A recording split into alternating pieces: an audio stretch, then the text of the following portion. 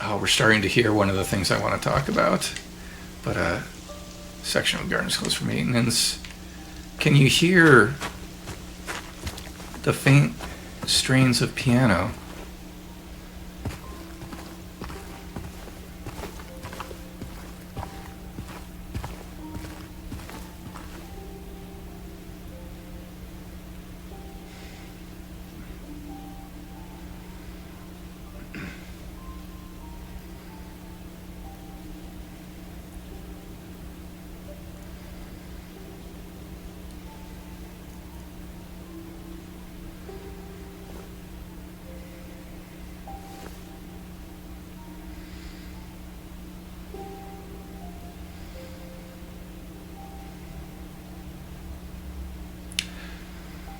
This may be my favorite musical Easter egg in the entire game.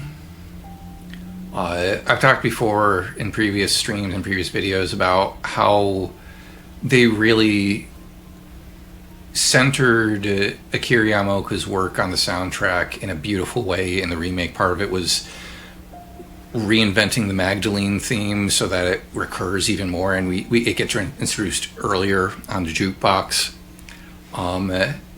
And I talked before about how they turned Laura Plays the Piano into a sort of like recurring musical theme for Laura as a character, and how there are reasons in the game to suggest that, like, oh, maybe they took Laura Plays the Piano very literally, besides just the like nasty chord she hits on the scene that's coming up in the original and in the remake.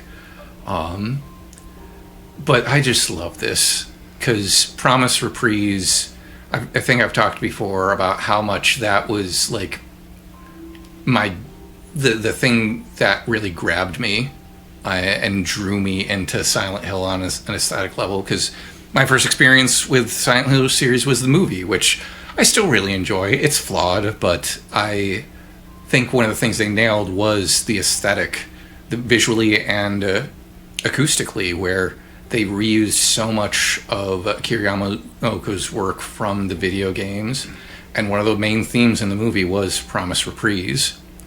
And so playing this the first time, coming upon this area and overhearing Laura playing that piece, I'm getting choked up thinking about this.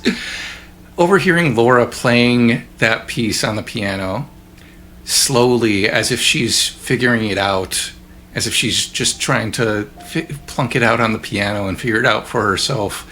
That was me at the age of 16, having come out of the Silent Hill movie, here, like falling in love with that piece of music, and then going to the piano we had at home, the upright piano we had in my parents' house. And there's so many movie soundtracks where I'd gone straight to the piano just to like try and figure out the themes and stuff. Like Lord of the Rings, when I got the soundtrack for that, figuring out the Fellowship theme and the Hobbiton theme. And then with this, figuring out Promise Reprise, because it was such an iconic piece, the way that they used it in the movie. And so, again, I talked before about how so much of the power of literature is the way that it leaves room for you to bring your own baggage to it. And this is one of those moments that is very personal for me, because it makes me think of being a kid learning this piece on the piano. And it's not going to be that way for everyone, but it is for me. And I can tell you right now that probably wasn't on anyone's mind on Bloober Team when they were creating this moment. They probably just thought, like, oh, that would be a cool Easter egg to have. But for someone like me, it becomes a very personal, powerful thing. And I love it.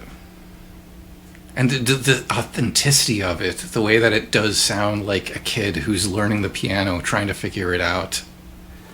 It's like slow and the rhythm isn't consistent, but it is identifiably that melody and that chord progression.